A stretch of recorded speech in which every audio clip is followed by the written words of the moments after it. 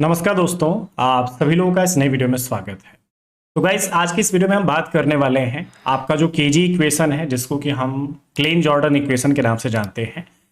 इसका हम एप्लीकेशन देखने वाले हैं गाइस। ठीक है, जैसा कि आपको पहले लेक्चर में हमने बताया था कि किस तरीके से आपका जो क्लेन जॉर्डन जो इक्वेशन होता है या फिर जो केजी इक्वेशन होता है, किस तरीके से आप इसको डिराइव कर सकते हैं। ठीक है, तो इसका हमने फर्स्ट पार्ट आपके लिए अपलोड कर दिया है। अगर आपने उसको नहीं देखा है तो आई बटन में आपको लिंक दिख रही होगी, वहां पे आप जाके क्लिक करके फर्स्ट पार्ट इसका देख सकते हैं। ठीक है, क्योंकि हमने वहां तक जिसमें खत्म करा था उस लेक्चर में, उसी के जस्ट आगे से शुरू करने वाले हैं। ठीक है, ये जो आपका क्लेन जॉर्डन जो इक्वेशन था गाइस, हमने फ्री पार्टिकल के लिए देख लिया है।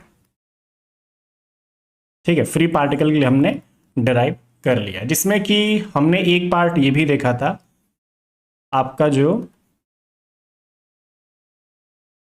डी एलम्बर्सियन ऑपरेटर भी था, तो ये पार्ट भी हमने देख लिया था। अब जस्ट इसके बात शुरू करने वाले हैं। अब क्या होगा ना गाइस, हमारे पास ये जो केजी इक्वेशन है, इसकी मदद से हमारे पास चार्ज एंड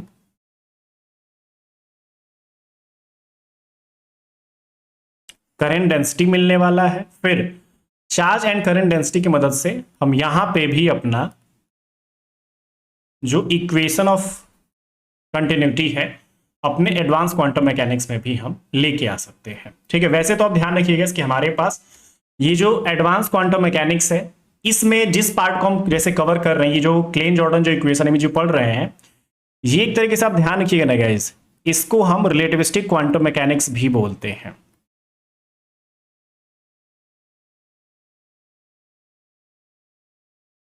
ठीक है, रिलेटिविस्टिक क्वांटम मैकेनिक्स हम इसको बोलते हैं। क्यों बोलते हैं? क्योंकि हम यहाँ पे जो आपका स्पेशल थ्योरी ऑफ रिलेटिविटी होता है उसको भी अप्लाई करते हैं। तो इसीलिए अभी तक जो आपने क्वांटम मैकेनिक्स पढ़ा होता है वो सारा का सारा आप नॉन रिलेटिविस्टिक फॉर्म में पढ़ाया गया। ठीक है, लेकिन अब हम जो फिलहाल कर रहे हैं ये आपका एक तरीके से रिलेटिविस्टिक क्वांटम मैकेनिक्स के फॉर्म में हम बात कर रहे हैं यहाँ पे। ठीक है, तो इसीलिए थोड़ा सा आपको पिछला लेक्चर जानना जरूरी है, जिससे कि आपको सारा का सारा जो फॉर्मूला है वो आपको समझ में आ सके। तो सबसे पहले शुरू करते हैं गाइस कि हमने जो आपको फ्री पार्टिकल के लिए जो केजी इक्वेशन बनाया था, वो जो हमने लास्ट में एकदम डेराइव करके फाइनल जो आपको बताया था, ये वाला हमारे पास रिलेशन था गाइस। आपको ध्यान रख लेना है कि ये जो हमारा रिलेशन है, क्या बोलते हैं इसको हम, KG equation for a free particle. इसमें क्या है, फ्री पार्टिकल का मतलब क्या है ना गाइस, हमारे पास v इज इक्वल टू 0। मतलब ये है कि हम यहां पे इस पूरे रिलेशन में शुरुआत से जो अपना पोटेंशियल था उसको हम 0 रखते हुए आ रहे हैं। तो इसीलिए आपको कहीं पे भी फॉर्मूले में जी आपका जो v है नहीं देखने को मिल रहा है। ठीक है, तो इसीलिए आप लोग ध्यान रखिएगा। ये जो आपका टर्म होता है इसको हम डी एलम्बर्सियन ऑपरेटर के नाम से जानते हैं। ठीक है, ये आपको कहीं पे भी दिखे तो इसको क्या बोला जाता है, इसको हम डी एलम्बर्सियन ऑपरेटर के नाम से जानते हैं। ठीक है, इसकी जो वैल्यू होती है कितनी हो जाती है आपकी, del square minus 1/c² del square upon del t square. ठीक है, ये आपके डी एलम्बर्सियन ऑपरेटर की वैल्यू है जो कि आप यहाँ पे देख पा रहे हैं। ठीक है, तो ये जो इक्वेशन था d'Alembertian operator minus m²c² upon h×2, यहाँ पे साई आपके पास था गाइस। तो ये जो भी आपके पास टर्म्स थे सब आपके साई पे फिर हम अप्लाई कर सकते हैं। तो अब देखिए यहाँ पे ऑपरेटर की मैंने वैल्यू यहाँ पे रख दी minus m²c² upon h×2 psi equal to 0। अब क्या करेंगे इस आपके तीन टर्म्स यहाँ पे, जिससे साई पे जब ऑपरेट होंगे तो यहाँ के बन सकते हैं। तो del square psi minus 1/c² del square psi upon del t square minus m²c² upon h×2 psi equal to 0। ये आपका इक्वेशन 1 हो जाता है। ये जो आपका इक्वेशन है गाइस, यहीं से हम सारा का खेल आपका जो होगा शुरू करते हैं। वैसे आप इस वाले रिलेशन को भी अभी भी आप क्या बोल सकते हैं गाइस, अभी भी जो आपका इक्वेशन है ये केजी इक्वेशन ही है, KG equation of free particle. अभी कुछ भी हमने यहां पे अलग नहीं किया है, तो इसको भी ध्यान रखिएगा। क्योंकि आप मान लीजिए अगर डी एलम्बर्सियन ऑपरेटर के फॉर्म में आपसे पूछा जाता है तो आप वो देख सकते हैं, लेकिन जब आपको डी एलम्बर्सियन ऑपरेटर के फॉर्म में नहीं बोला जाता है तो आप इसको यूज कर सकते हैं। ठीक है, अब देखिए इसी वाले रिलेशन को ध्यान रखिए। अब इस रिलेशन को क्या कर रहे हैं गाइस, इसका हम यहां पे कॉम्प्लेक्स कॉन्जुगेट ले रहे हैं। ठीक है, ले सकते हैं क्या, आपके पास जो ऊपर रिलेशन था उसका कॉम्प्लेक्स कॉन्जुगेट ले लीजिए। जैसे कि अगर आपके पास पहले से साई था तो आप उसको साई स्टार कर देंगे, ठीक है।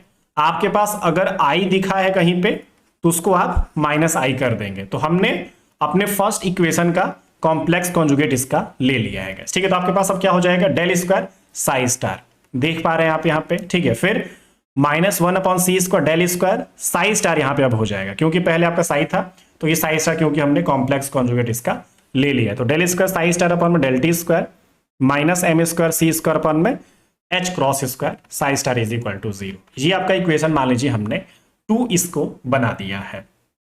अब एक काम करते हैं गाइस, ये जो दोनों आपके इक्वेशंस बन रहे हैं ना, ये आपका इक्वेशन फर्स्ट और वो जो हमने कॉम्प्लेक्स कॉन्जुगेट लिया था उसको हम इक्वेशन सेकंड। अब इनमें एक प्रॉपर्टी हम करने वाले हैं, जैसे कि ये जो आपका इक्वेशन है इसमें हम साई स्टार से प्रोडक्ट करने वाले हैं, और ये जो कॉम्प्लेक्स कॉन्जुगेट था इसमें हम पूरा का पूरा साई से प्रोडक्ट करने वाले हैं, ठीक है। तो क्या किया जाए, मल्टीप्लाइंग इक्वेशन 1 एंड इक्वेशन 2, तो जिसमें आपका जो रिलेशन था, जैसे फर्स्ट इक्वेशन था उसमें कहीं पे भी साई स्टार नहीं दिख रहा था, जैसे कॉम्प्लेक्स कॉन्जुगेट आपके वेव फंक्शन का नहीं दिख रहा था, तो उसमें हम कॉम्प्लेक्स कॉन्जुगेट जो वेव फंक्शन था उससे मल्टीप्लाई करेंगे। और इस वाले में कहीं पे भी नॉर्मल वेव फंक्शन नहीं दिख रहा था, साई आपका नहीं दिख रहा था, तो हम इसमें साई से मल्टीप्लाई कराएंगे, ठीक है। तो अब देखिए क्या हो जाता है गाइस, यहाँ पे आपके पास जो फर्स्ट इक्वेशन है वो आपका, जैसे डेल स्क्वायर साई पहले से था तो साई स्टार यहाँ पे आ गया, फिर 1/c² psi star del square psi upon में del t square minus m²c² upon में h cross square psi star हमने मल्टीप्लाई करा, यहाँ पे साई पहले से था इक्वल टू 0, इसको इक्वेशन 3 हमने बोल दी। इसमें अब साई से मल्टीप्लाई कर रहे हैं, तो ये क्या हो जाएगा, psi del square psi star -1/c² psi del square psi star upon में del t square minus m²c² upon में h cross square psi star psi equal to 0, ठीक है। ये आपका इक्वेशन 4th हमने कर दिया। अब एक काम करते हैं गाइस, यहाँ पे आपके पास ये जो रिलेशन और ये वाला जो रिलेशन है, हम अपना 4th इक्वेशन 3rd में से सबट्रैक्ट कर लेते हैं, ठीक है। मतलब कि जो आपका 4th इक्वेशन है आप इक्वेशन 3 माइनस इक्वेशन 4 कर दीजिए, तो अब आपको एक फाइनल रिलेशन मिलने वाला है। देखिए क्या हो जाएगा, अब जैसे कि जब इसको सबट्रैक्ट करने जाएंगे गाइस यहाँ पे, तो देखिए ये वाला पोर्शन हमने यहाँ पे इसको रख दिया, फिर ये वाला पोर्शन आपके पास आ जाएगा, तो psi star del square psi minus psi del square psi star. फिर अगला वाला पोर्शन देखिएगा यहाँ पे, ये -1/c² psi star del square psi upon में del t square minus m²c² upon में h क्रॉस स्क्वायर। तो ये तो पोर्शन इसके साथ सबट्रैक्ट होगा, तो ये ध्यान रखिएगा ये माइनस है और ये जब सबट्रैक्ट किया जाए तो ये प्लस हो जाएगा, ठीक है। देख पा रहे हैं ना आप यहाँ पे, तो ये कैंसिल आउट होकर 0 हो जाएगा। मतलब कि ये वाला पोर्शन आप भूल जाइए जब आप सबट्रैक्शन कर रहे होंगे। हमारे पास ये 2 टर्म्स बच रहे हैं और ये वाले 2 टर्म्स आपके पास बच रहे हैं गाइस, ठीक है। तो हमारे पास इसमें से ये वाला जो पोर्शन था ना गाइस, यहाँ पे हमने -1/c² कॉमन ले लिया है, तो इसीलिए यहाँ पे आपको ब्रैकेट में ये -1/c² psi star del square psi upon में del t square minus psi del square psi star upon में del t square equal to 0। अब एक काम कर सकते हैं गाइस, यहाँ पे ये जो आपका रिलेशन है इसमें से आपके 2 पार्ट हमने जो बनाए हैं, ठीक है। ये जो आपका डेल स्क्वायर साई है ना गाइस, यहाँ पे भी डेल स्क्वायर साई स्टार है, तो मैं इसमें से एक काम करता हूँ, डेल एक ले लेता हूँ, जिससे डाइवर्जेंस जॉब करते हैं, इसमें मैं डेल डॉट यहाँ पे कर लेता हूँ, ठीक है। तो अगर मैं डेल यहाँ से कॉमन ले लेता हूँ तो क्या बनेगा मेरे पास, ये साई स्टार और आपका डेल साई, फिर minus psi del psi star, ये आपके पास है। इधर देखिएगा आपके पास ये 1/c², इसमें से एक काम कर सकते हैं, यहाँ पे जैसे कि डेल स्क्वायर साई अपॉन में डेल टी स्क्वायर है, इधर भी del square psi star upon में डेल टी स्क्वायर है, तो इसमें से मैं डेल अपॉन डेल टी एक कॉमन ले सकता हूँ, बाहर निकाल सकता हूँ, कोई फर्क भी नहीं पड़ेगा और हमारा काम भी हो जाएगा। तो इसीलिए हम यहाँ पे इसको ले रहे हैं गाइस, ठीक है। क्योंकि अगर आपके पास जब डिफरेंशिएशन किया जाता है, अगर आपके पास 2 फंक्शंस होते हैं तो फर्स्ट फंक्शन और सेकंड फंक्शन इसी तरीके से आप डिफरेंशिएट करते हैं, तो इसीलिए मान लीजिए कॉमन लिया जाए या फिर डिफरेंशिएशन को जैसा पहले था एक स्टेप पीछे हम लेके चले जाते हैं, ठीक है। तो ये हमने कर लिया यहाँ पे, तो psi star del psi upon में डेल टी साई स्टार, यहाँ पे साई हमने जो था गाइस यहाँ पे साइड में रख देना, यहाँ पे साई हो जाएगा minus del psi star upon में डेल टी, ये आपका साई यहाँ पे हो जाता है इक्वल टू 0। अब एक काम करते हैं गाइस, यहाँ पे अभी हमारे लिए कोई चीजें नहीं मिली है, तो मैं एक काम करता हूँ, ये जो दोनों टर्म्स हैं पूरे इक्वेशन में थ्रू आउट में पूरा का पूरा h क्रॉस अपॉन में 2in से मल्टीप्लाई करा देता हूं। तो आप देख सकते हैं लेफ्ट हैंड साइड और राइट हैंड साइड, तो राइट हैंड साइड में आपके पास 0 है तो कोई फर्क नहीं पड़ा, तो इसीलिए हमने h क्रॉस अपॉन में 2in से मल्टीप्लाई करा दिया।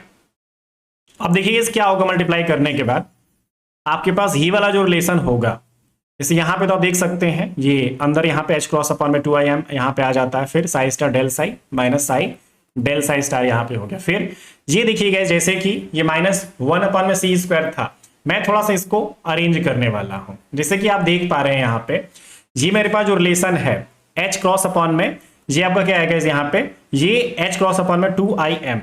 अब मैंने जब यहाँ पे h क्रॉस अपॉन में 2im जब मल्टीप्लाई किया है तो यहाँ पे देखिए माइनस था, लेकिन मैं यहाँ पे क्या लिख रहा हूं, प्लस लिख रहा हूं। तो किया क्या है ना मैंने गाइस, ये जो नेगेटिव साइन था मैंने अंदर मल्टीप्लाई करा दिया है, ठीक है, या फिर निगेटिव अंदर से मैं कॉमन ले रहा हूं जिससे कि यहाँ पे प्लस हो जाए, क्योंकि मुझे ये जो फॉर्मूला है ना गाइस कुछ ऐसा चाहिए। देखिए psi del psi star upon में डेल टी मुझे चाहिए।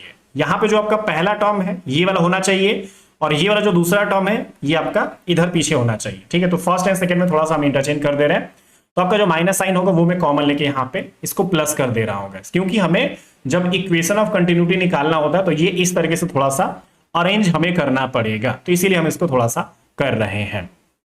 अब देखिए क्या कर सकते हैं, हमारे पास ये जो रिलेशन है इसमें कुछ फॉर्मूलाज आपके बन चुके हैं, जो आपके पोजीशन प्रोबेबिलिटी डेंसिटी और आपका जो आपके पास प्रोबेबिलिटी करंट डेंसिटी है वो आपको मिल चुका है। तो सबसे पहले आप ये देखेंगे कि हमारे पास ये जो पूरा पूरा पोर्शन है, ठीक है, ये पूरा फॉर्मूला जो दिख रहा है h क्रॉस अपॉन में 2im सी स्क्वायर, इसको क्या बोलते हैं, ये psi del psi star upon में del t minus psi star del psi upon में डेल टी, इसको हम क्या बोल सकते हैं गाइस, आपको ध्यान है क्या? अगर आपको ध्यान है तो आपका काम हो जाएगा, ठीक है। ये वाला पोर्शन तो हम बहुत बार जानते हैं गाइस, आपको ध्यान है क्या? ये वाला पोर्शन तो हमने पीछे भी जो पढ़ा था, प्रोबेबिलिटी करंट डेंसिटी जिसको आप बोल सकते हैं, ठीक है। आप इसको प्रोबेबिलिटी करंट डेंसिटी बोलिए या फिर करंट डेंसिटी भी बोलेंगे तो आपका काम हो जाएगा। तो ये जो आपके पास फॉर्मूला है ना गाइस, ये SRT वाला h क्रॉस अपॉन में 2im psi star del psi minus psi del psi star, ये फॉर्मूला आप इस रिलेटिविस्टिक क्वांटम मैकेनिक्स में पढ़ रहे हैं तो भी आपको यही मिल रहा है, और अगर हम नॉन रिलेटिविस्टिक क्वांटम मैकेनिक्स में भी पढ़ते हैं तो उसमें भी हमें यही फॉर्मूला देखने को मिलता है। मतलब कि इसमें रिलेटिविस्टिक करिए या फिर नॉन रिलेटिविस्टिक करिए, कहीं भी इसका कोई डिफरेंस नहीं हो रहा है, ये सेम टू सेम है आपका। और ये जो पोर्शन है आप इसको चाहें तो पोजीशन प्रोबेबिलिटी डेंसिटी भी आप इसको बोल सकते हैं, ठीक है। तो ये इसके अलग अलग नाम यहाँ पे हो जाते हैं। बस ये कि आपका जो फॉर्मूला है वो सेम टू सेम नहीं है, इसमें क्या है, जो आपके पास पोजीशन प्रोबेबिलिटी डेंसिटी, ये भी एग्जैक्टली इसको नहीं बोल सकते। अभी तक तो हम पोजीशन प्रोबेबिलिटी डेंसिटी बोल के काम चला रहे हैं, लेकिन जब इसको आगे जब बढ़ाया जाएगा और अप्लाई जब करने जाएंगे, एप्लीकेशन करने जाएंगे, तो इसमें थोड़ा सा इसका नाम एग्जैक्टली बदलना पड़ेगा फिर, ठीक है। तो अभी फिलहाल के लिए आप ध्यान रखिए कि आप इसको पोजीशन प्रोबेबिलिटी डेंसिटी अपनी कन्वीनियंट के हिसाब से बोल सकते हैं, ठीक है। तो इसमें क्या आएगा यहाँ पे, ये PRT is equal to h cross upon में 2im सी स्क्वायर, आपका psi del psi star upon में del t minus psi star del psi upon में डेल टी, और आपके पास जो प्रोबेबिलिटी करंट डेंसिटी है h क्रॉस अपॉन में 2im psi star del psi minus psi del psi star यहाँ पे हो जाता है, ठीक है।